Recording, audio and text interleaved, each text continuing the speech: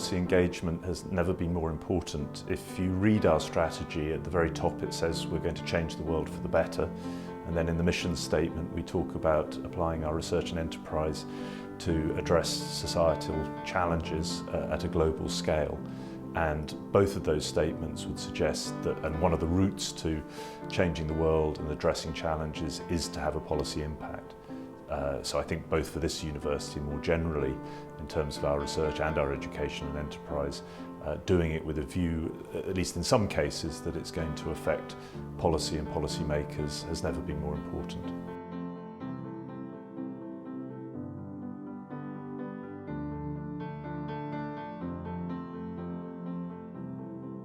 I think it's extremely important that we have professional service colleagues, and particularly in the case of Southampton, public policy at Southampton, available to help people across the university take their research and other activities and get it into a form that is relevant and acceptable to policy and policy makers. I think some of us are lucky enough to have an innate ability to do this, but most of us, like most things in life, need a bit of help. So having a team we can go to get advice, to get concrete examples of how this works, I think is extremely valuable to us.